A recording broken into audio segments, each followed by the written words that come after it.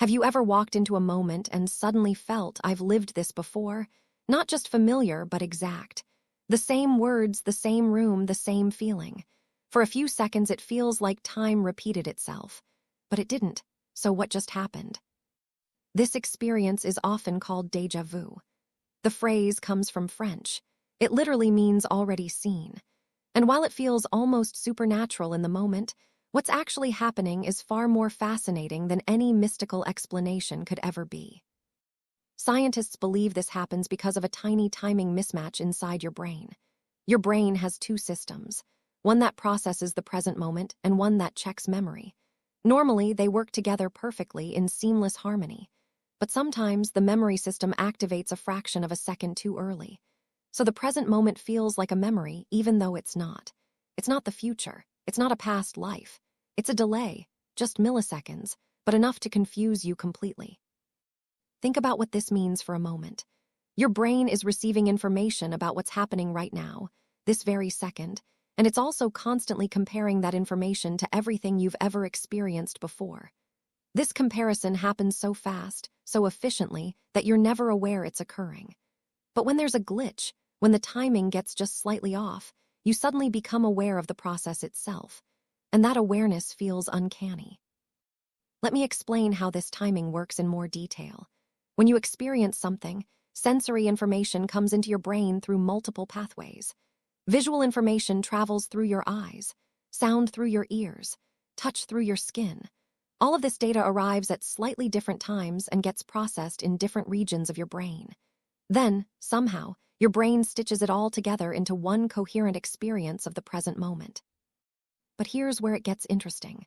Your brain doesn't just passively receive this information.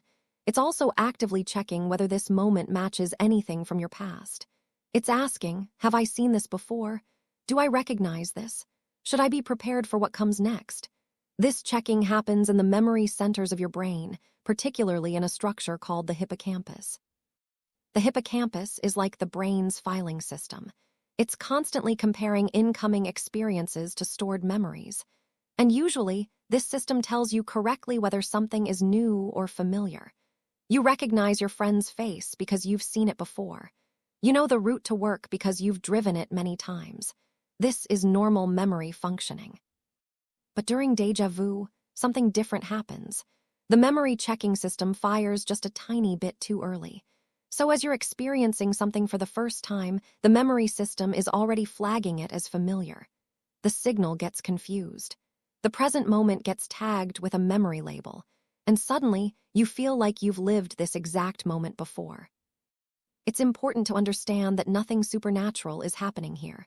You're not seeing the future. You're not accessing a parallel universe. You're not remembering a past life. What you're experiencing is your brain's incredible processing system making a tiny, harmless error.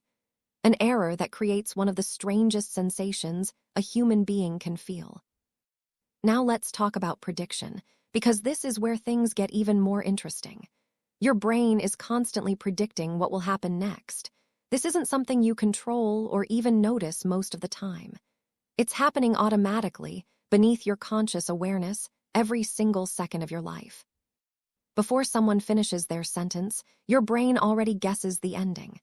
Before you turn a corner, your brain predicts what you'll see. Before you reach for a cup, your brain calculates the weight, the temperature, the grip you'll need.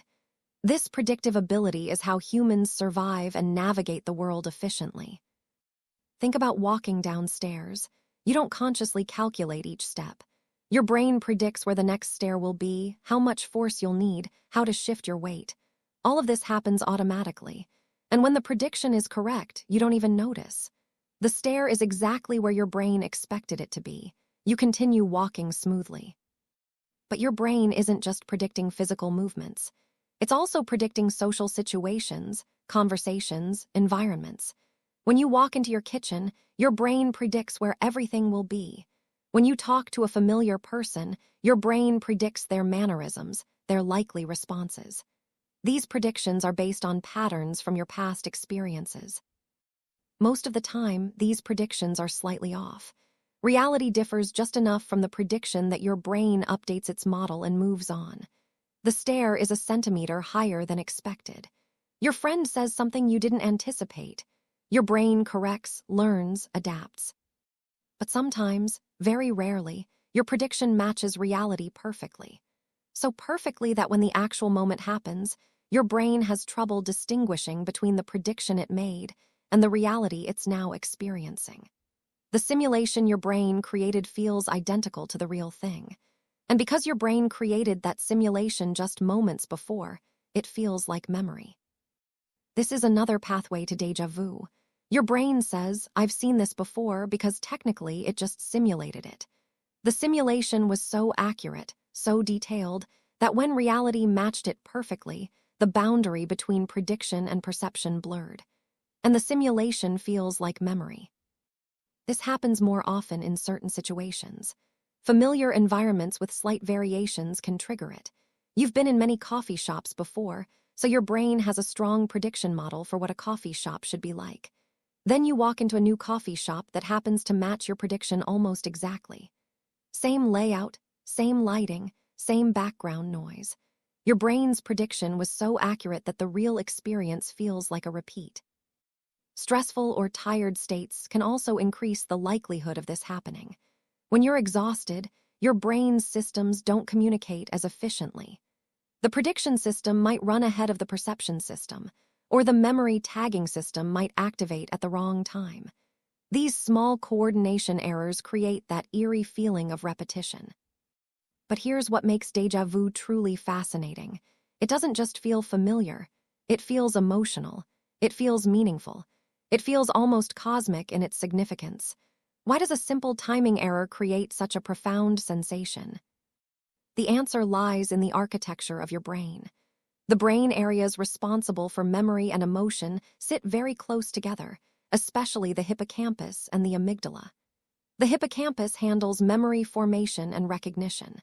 The amygdala handles emotional responses. These two structures are neighbors, intimately connected, constantly communicating. When the memory system glitches during déjà vu, that glitch doesn't stay confined to just memory processing. It ripples into the emotional centers as well. The amygdala gets activated. Emotion leaks into the moment. And suddenly, it doesn't just feel familiar. It feels important, significant, laden with meaning. This is why déjà vu can feel so profound. Your emotional brain is telling you that this moment matters, even though your rational brain knows it's just a normal moment you're experiencing for the first time. There's a conflict between what you're feeling and what you're thinking. And that conflict creates a sense of mystery, of something deeper happening. Some people describe déjà vu as feeling like they're on the edge of remembering something important, like there's some crucial piece of information just out of reach. This feeling comes from the same emotional activation.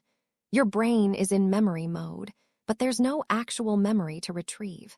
So you feel like you're searching for something that doesn't exist. It's an artifact of the glitch itself. The intensity of this feeling can vary. Sometimes déjà vu is mild, just a passing sense of familiarity that fades in seconds. Other times it's intense, almost overwhelming. The moment can feel frozen. You might feel disconnected from reality, like you're watching yourself from outside your body. This more intense version is still the same basic mechanism, just with stronger activation of the memory and emotional systems. Interestingly, déjà vu tends to happen more frequently to certain people.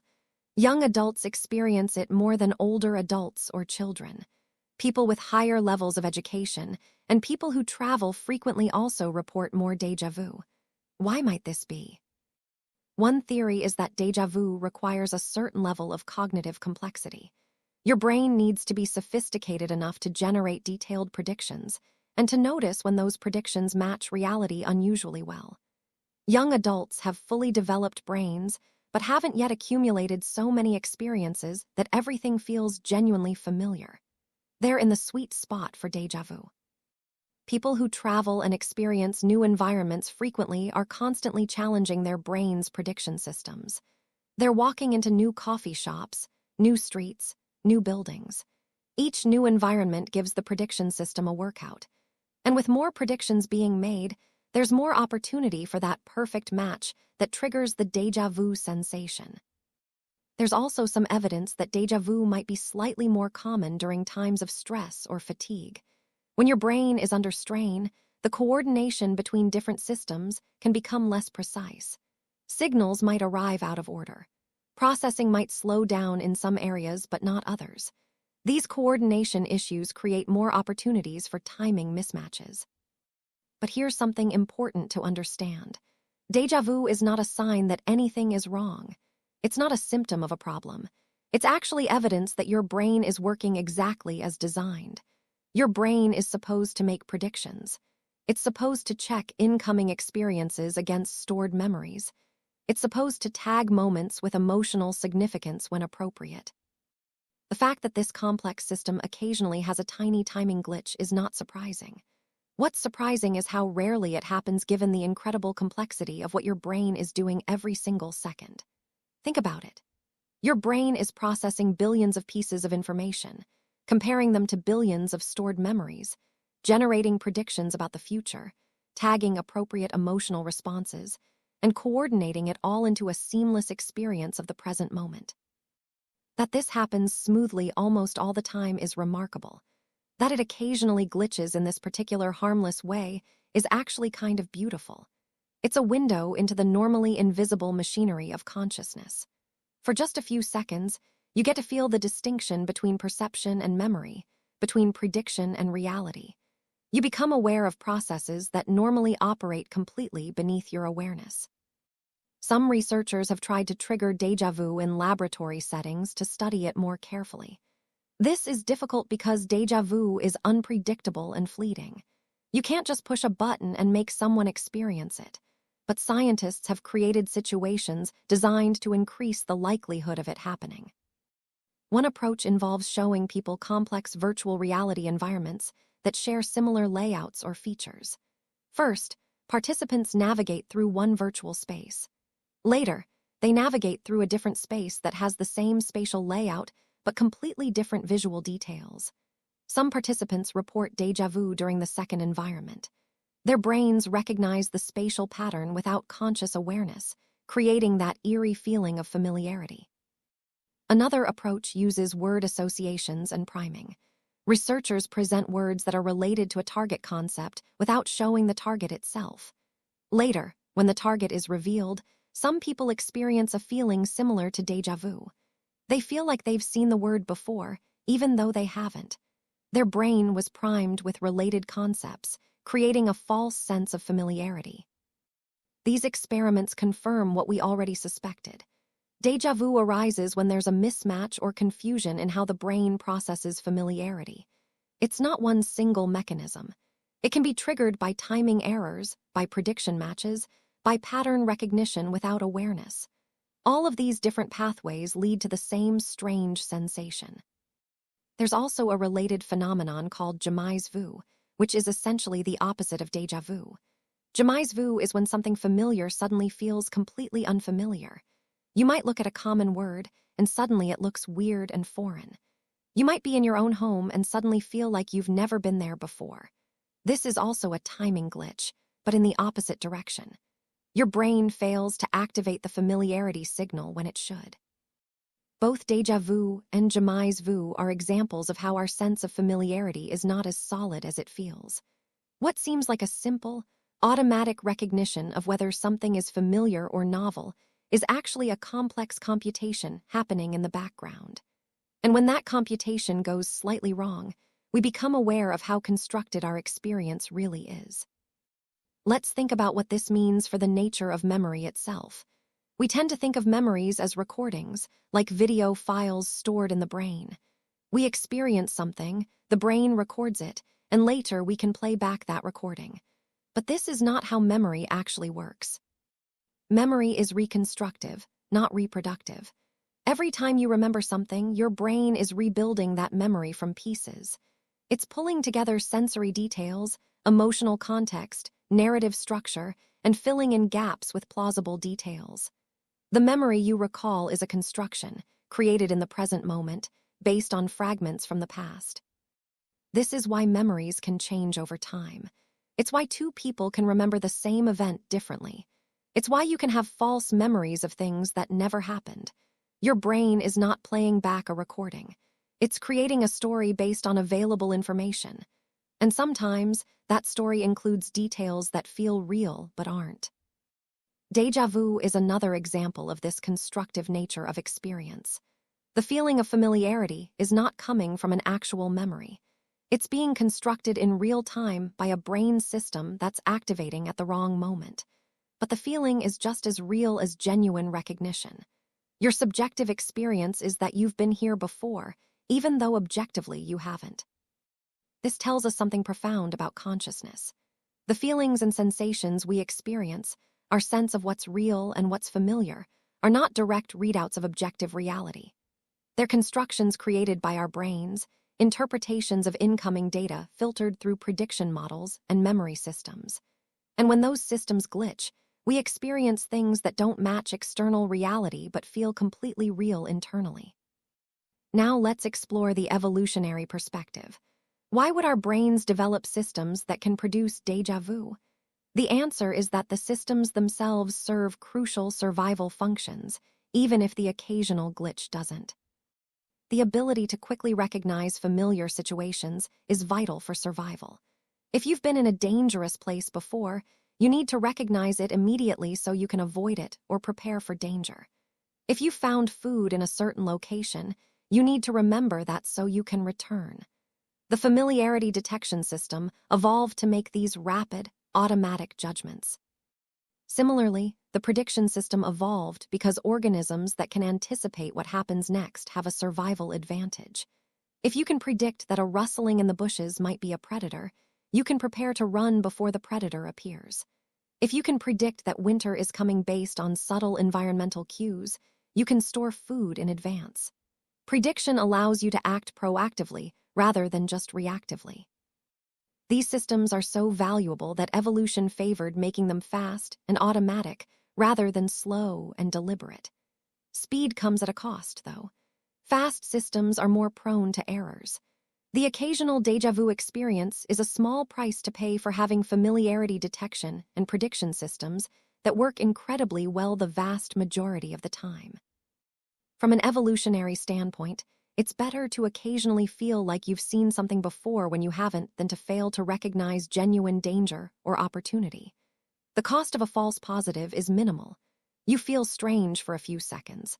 The cost of a false negative could be death. So our brains err on the side of being sensitive, even if that sensitivity sometimes produces odd experiences.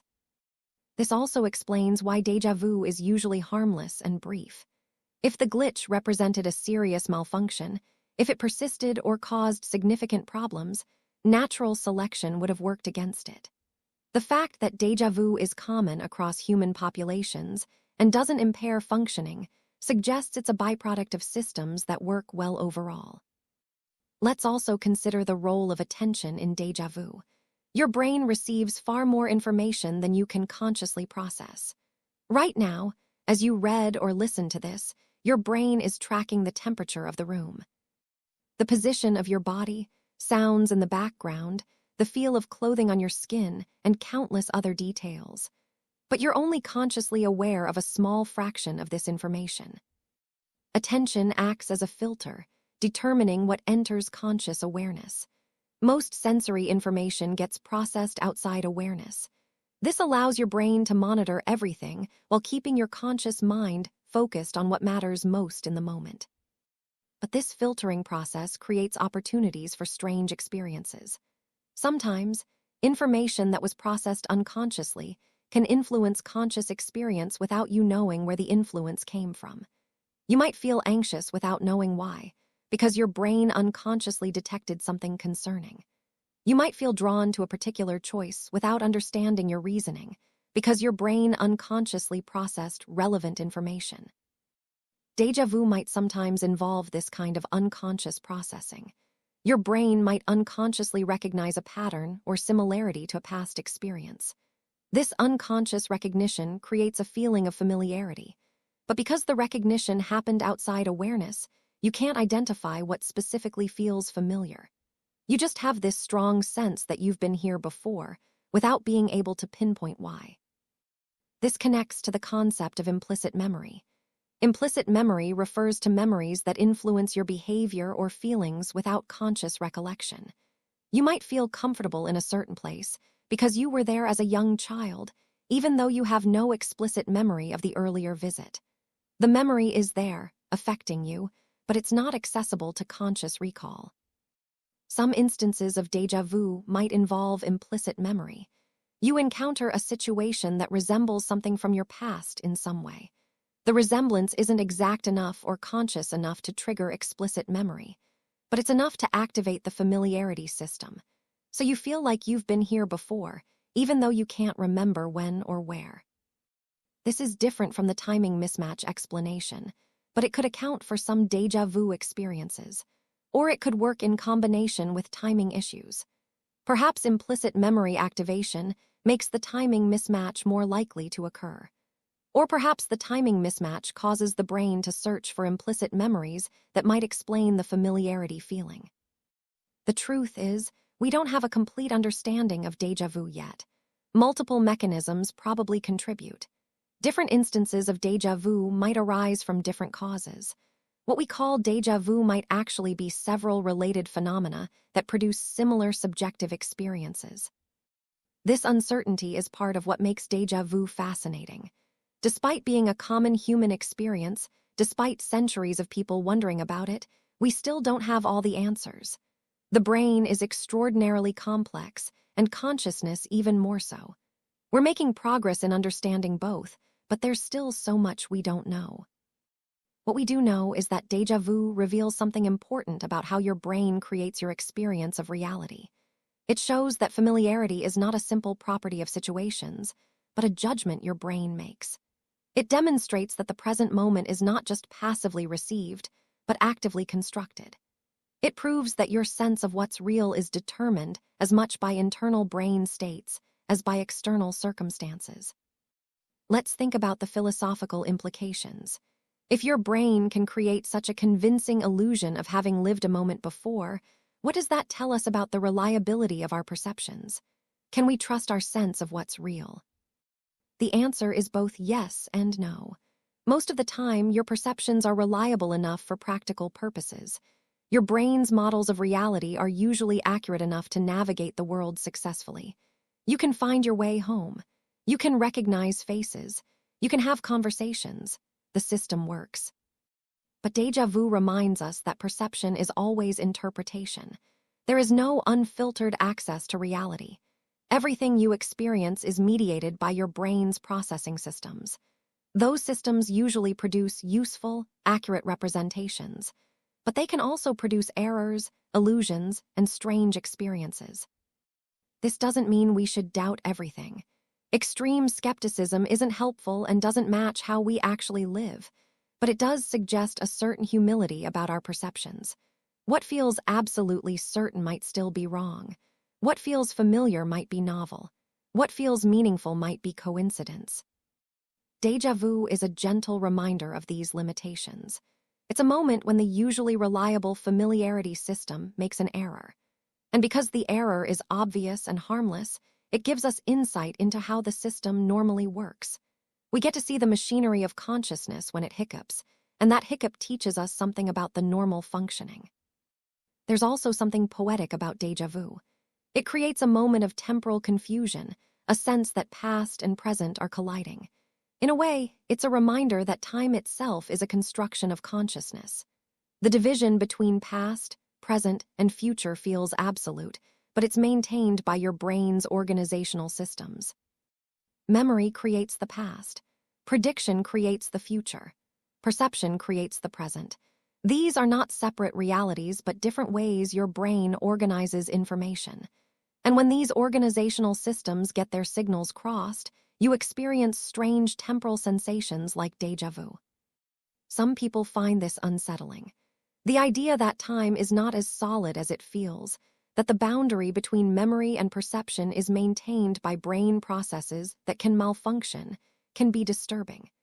It touches on existential questions about the nature of reality and consciousness. Other people find it liberating. If your experience of time is constructed by your brain, then it's more flexible than it appears. You're not just passively experiencing a fixed reality. You're participating in creating your experience moment by moment.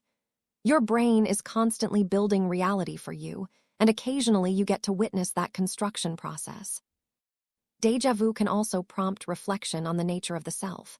Who is the you that feels like you've lived this moment before? Is it the same you that's experiencing the moment for the first time? In one sense, yes. You're a continuous being moving through time.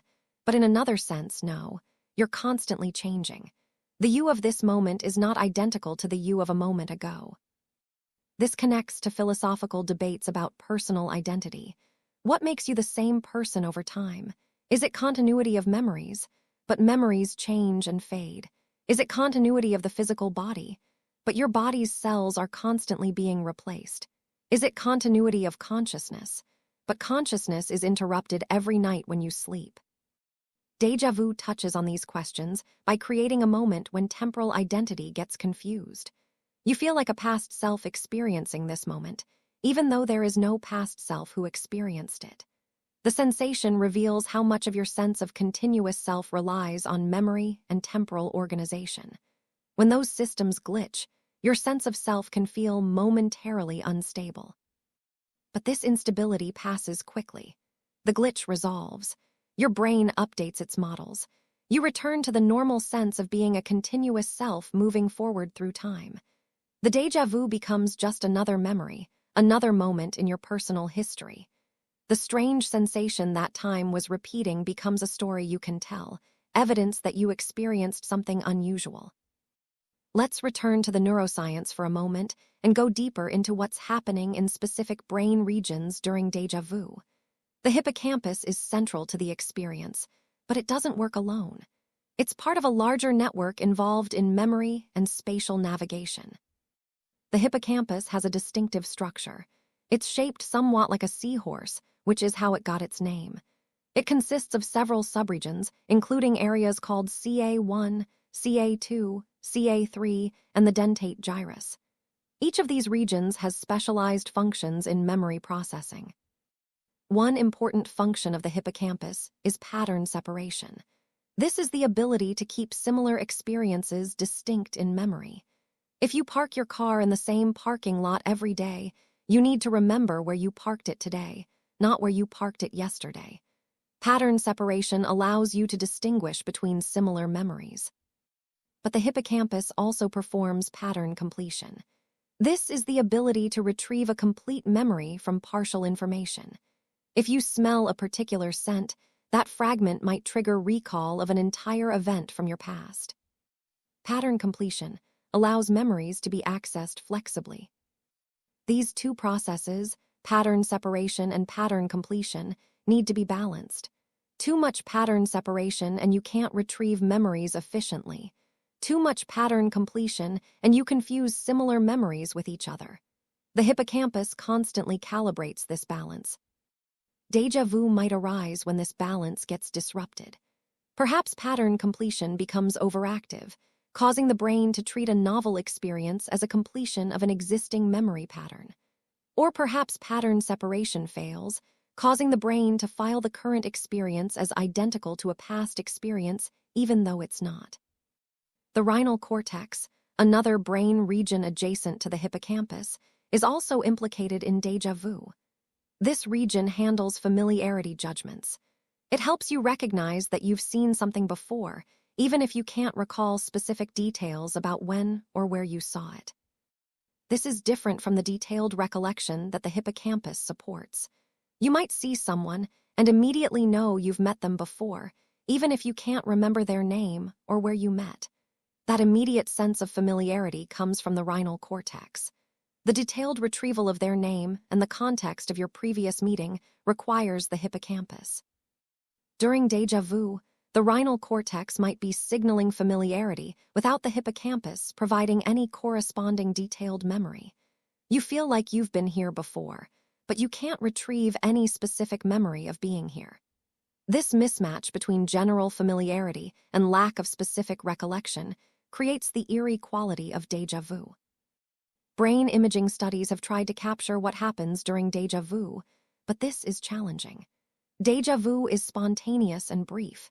You can't schedule it for when someone is in an MRI scanner. Some studies have asked people to press a button when they experience déjà vu during certain tasks, then looked at what brain activity preceded the button press. These studies generally support the involvement of the hippocampus and surrounding temporal lobe structures. They show activation in memory-related areas even when there's no actual memory being retrieved. This confirms that déjà vu involves the memory system activating inappropriately. Some studies have also found frontal lobe involvement. The frontal lobes are involved in monitoring and evaluating your thoughts and experiences. When you experience déjà vu, your frontal lobes are likely involved in recognizing that something strange is happening, that there's a mismatch between what feels familiar and what should be novel. This frontal lobe monitoring might be why most people can recognize déjà vu as unusual rather than accepting it as genuine memory. You feel like you've been here before, but you also know that doesn't make sense. That metacognitive awareness, the ability to think about your own thinking, involves frontal lobe circuits. In rare cases where people experience very frequent déjà vu, brain scans sometimes reveal abnormalities in the temporal lobes. This supports the idea that déjà vu originates from these memory-related brain regions. But in people with occasional, normal déjà vu, brain scans don't show any abnormalities. Their brains are functioning normally. The déjà vu is just an occasional quirk of normal processing. Let's also consider how déjà vu relates to other memory phenomena. False memories are one related experience. These are memories of events that never actually occurred, but they feel completely real to the person who has them. False memories can be surprisingly easy to create. Researchers have successfully implanted false memories in experimental participants by repeatedly suggesting events that never happened. Through repeated suggestion and encouraging imagination, people can come to genuinely remember fabricated events from their childhood. This demonstrates how reconstructive memory is. You're not accessing stored recordings when you remember. You're building a narrative from available fragments and expectations. If suggestion provides plausible fragments and encourages you to imagine the event, your brain can construct a detailed false memory that feels entirely genuine. Déjà vu is different from false memory in that it's fleeting and people usually recognize it as strange. A false memory feels like a normal memory. There's no sense that anything is wrong with it, but déjà vu feels wrong. It creates cognitive dissonance because you simultaneously feel familiarity and know the situation is novel. However, both phenomena reveal the constructive nature of memory. Both show that the feeling of remembering can occur without a corresponding real past event. The brain systems that generate the subjective experience of memory can be activated even when there's nothing real to remember. Another related phenomenon is cryptomnesia, where you think you're generating a new idea but you're actually recalling something you encountered before.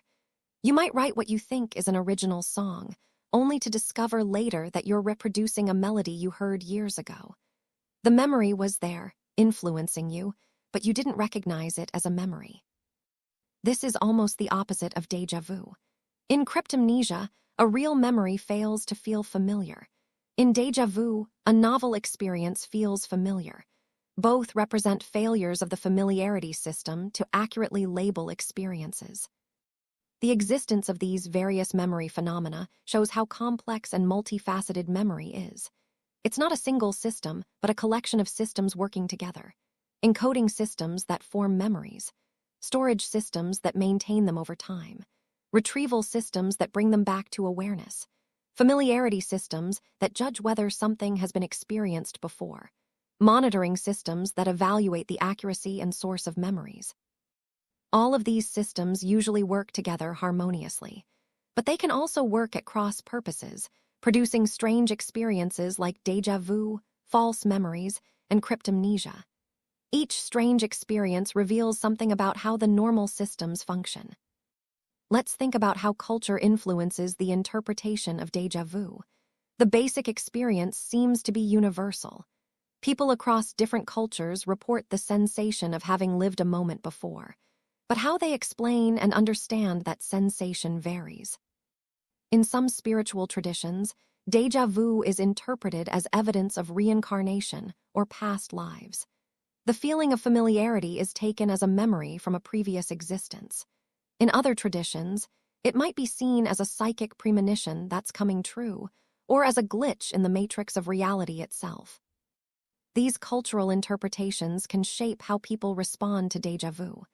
If you believe it's evidence of past lives, you might try to extend the experience, to search for more details about who you were before. If you believe it's a premonition, you might look for clues about what's going to happen next. If you believe it's a scientific phenomenon, you might simply observe it with curiosity.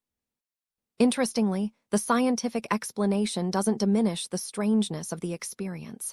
Even if you know it's a timing glitch in your brain, it still feels profoundly weird when it happens. Knowledge of the mechanism doesn't make the sensation less intense. This shows how distinct intellectual understanding and subjective experience can be. You can simultaneously think, this is just my hippocampus and rhinal cortex getting out of sync, and feel, I have absolutely lived this exact moment before. The rational explanation and the experiential sensation coexist without canceling each other out. This is part of what makes consciousness so interesting. You can be aware of how your brain is creating an illusion while still experiencing the illusion fully. Some people report that déjà vu has decreased as they've learned more about it scientifically. Perhaps understanding the mechanism changes how the brain responds to the experience. Or perhaps it's coincidental, with déjà vu naturally becoming less frequent with age regardless of knowledge. Others report that understanding the science has made déjà vu more interesting, not less. Instead of being a mysterious phenomenon that provokes anxiety, it becomes a fascinating window into brain function. The moment of déjà vu becomes an opportunity to observe your own neuroscience in action. This points to a broader truth about scientific understanding. Learning how something works doesn't necessarily make it less wonderful. Understanding that a rainbow is light refracting through water droplets doesn't make rainbows less beautiful. Understanding that love involves oxytocin and dopamine doesn't make love less meaningful. And understanding that déjà vu is a timing error doesn't make it less fascinating. In fact, scientific understanding can enhance appreciation. When you experience déjà vu knowing what's actually happening, you get to appreciate the incredible complexity of the systems involved. You get to marvel at how your brain stitches together coherent experience from disparate information streams. You get to recognize the marvel of consciousness itself. Let's explore what déjà vu can teach us about the nature of time.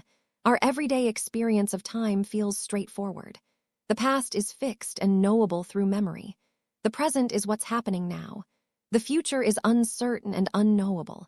Time flows in one direction, from past through present toward future. But physics tells us that time is more complicated than this. At fundamental levels, the laws of physics work the same whether time moves forward or backward. The arrow of time, the sense that time has a direction, emerges from entropy and the second law of thermodynamics, not from time itself. Your conscious experience of time is even more complicated. Your brain is constantly integrating information from slightly different points in time. What you perceive as the present moment is actually a synthesis of sensory data that arrived over a window of about half a second. Your brain smooths out the timing differences to create the illusion of a unified now. This is why you can watch a movie and perceive synchronized audio and video, even though the sound and light travel at different speeds and are processed by your brain at different rates. Your brain adjusts the timing to create synchrony. It constructs the present moment to feel unified and coherent. Déjà vu disrupts this construction. For a moment, the carefully maintained boundary between past and present breaks down. Something is simultaneously new and familiar, present and remembered. The confusion reveals that the distinction between past and present is maintained by your brain's organizational systems, not by anything fundamental about time itself. This doesn't mean time is an illusion. Events do happen in sequence. Causes do precede effects.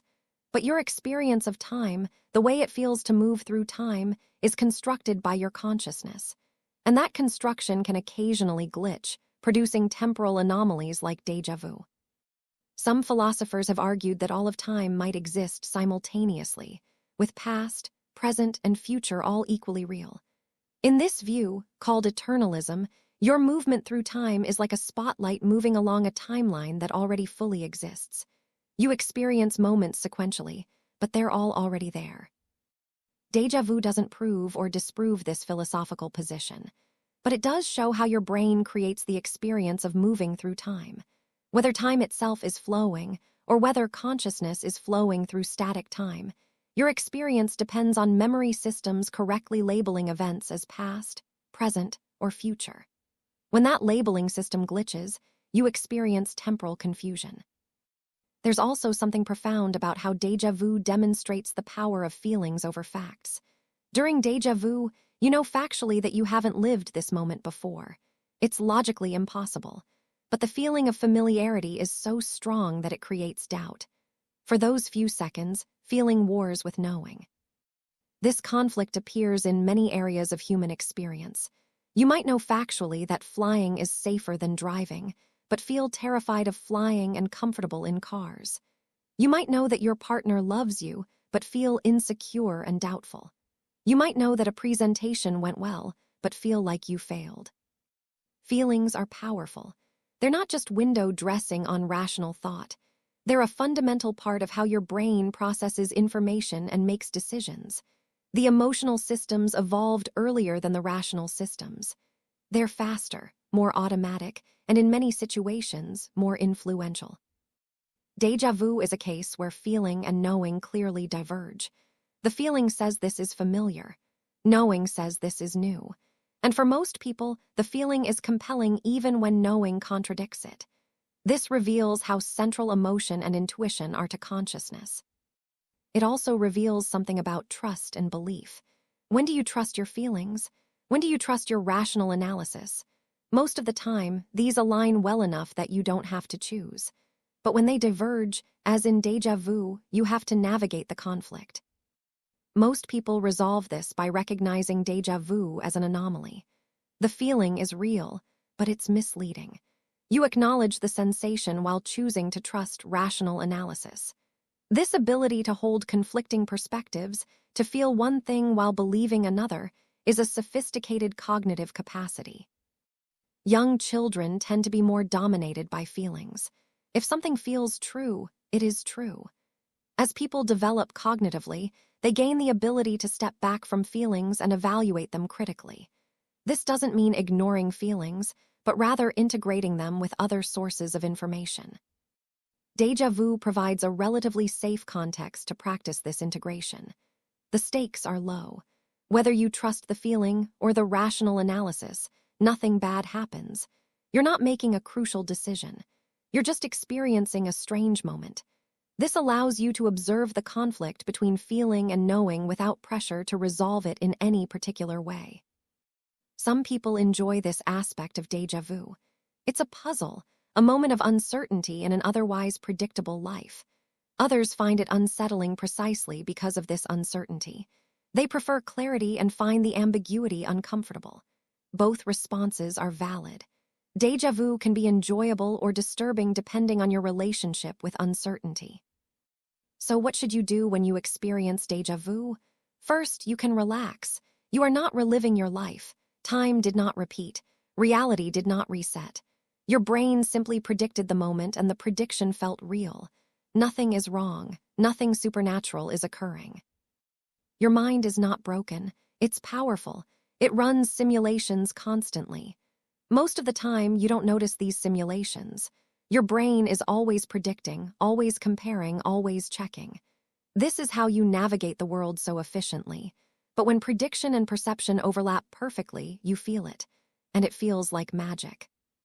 You can use the moment as an opportunity for awareness. Notice what you're experiencing.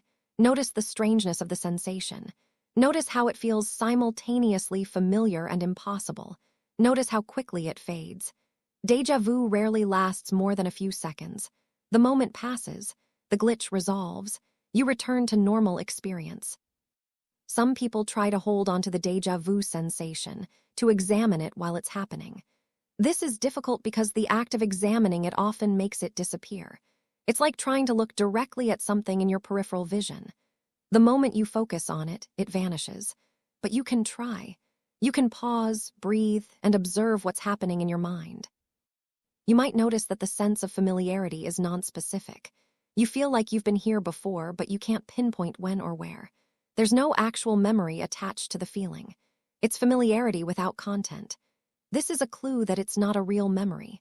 Real memories have details, context, a sense of when and where they occurred.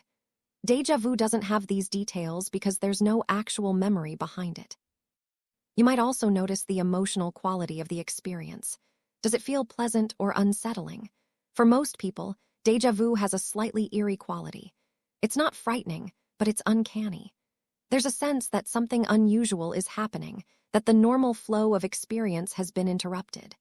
This feeling comes from the conflict between what your memory system is telling you and what your rational mind knows to be true. Some people find déjà vu enjoyable. It's a break from ordinary experience, a moment of mystery in an otherwise predictable day. It can feel like a small adventure, a glimpse into the hidden workings of the mind. Other people find it unsettling. The sense that reality is not quite solid, that your perception might not be reliable, can be uncomfortable. Both reactions are valid. Déjà vu is strange. It's supposed to feel strange. It's a moment when the normally seamless construction of experience becomes visible. You get to see behind the curtain, just for a second, and witness the machinery that creates your sense of the present moment. There are also rare cases where frequent, intense déjà vu can be a symptom of certain neurological conditions, particularly temporal lobe epilepsy. If someone experiences déjà vu constantly, multiple times a day, or if it's accompanied by other symptoms like confusion, unusual sensations, or memory problems, they should consult a neurologist. But for the vast majority of people, occasional déjà vu is completely normal and harmless.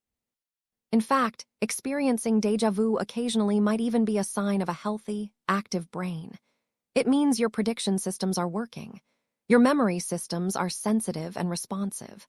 Your brain is engaged with the world, making detailed simulations, checking incoming experience against stored patterns. The occasional glitch is just the cost of having such a sophisticated system. Think about how remarkable it is that your brain can create such a powerful illusion. For those few seconds of déjà vu, you are completely convinced that you've lived this moment before. The feeling is unshakable. Even though your rational mind says it's impossible, your experiential mind says it's true. This reveals how powerful the brain's internal signals are. Your sense of what's real is determined more by internal brain states than by external reality. This has broader implications for how we think about consciousness and reality. We tend to believe that we perceive the world as it is, that our senses give us direct access to objective reality. But experiences like déjà vu show us that what we perceive is always a construction, an interpretation. The brain is constantly making educated guesses about what's out there, and those guesses usually match reality well enough to be useful. But they're still guesses. Déjà vu is a harmless example of when the guesses don't match reality. Your brain guesses that this moment is familiar, even though it's not. For a few seconds, you live in that incorrect guess. And then the brain corrects itself, updates its model, and you return to accurate perception. This ability to update and correct is crucial. If your brain got stuck in the déjà vu state, if it couldn't resolve the conflict between the familiarity signal and the reality of novelty, you'd have a serious problem. But brains are good at resolving these conflicts quickly. The déjà vu fades. The strange feeling passes. You continue with your day. So the next time it happens, the next time you walk into a moment and suddenly feel like you've lived it before, you can pause and appreciate what's actually occurring. Your brain is showing you something incredible. It's revealing the difference between prediction and perception, between memory and experience. It's giving you a glimpse of the constant, invisible work happening behind the scenes of consciousness. You can breathe into the moment. Notice the room around you. Notice the quality of light, the sounds, the sensations in your body. Notice your thoughts as they arise and pass. Notice the strangeness of the déjà vu itself, how it feels both real and impossible at the same time. And you can smile a little, knowing that you just witnessed your brain doing something remarkable. Not supernatural, not mystical, just beautifully, perfectly human. Your brain created a simulation so detailed, so accurate, that for a moment it felt like memory. That's not a glitch in reality. That's evidence of the extraordinary power of the human mind. This is what makes us human. Not that we have perfect perception, not that we never make errors, but that we have brains sophisticated enough to create rich simulations, detailed predictions, emotional depth. And occasionally, when all these systems align in just the right way, we get to experience something truly strange. A moment that feels like it's repeating. A present that feels like the past. An experience that defies simple explanation. Déjà vu reminds us that consciousness is more complex than it appears. That the seamless flow of experience we take for granted is actually the result of countless processes working in coordination.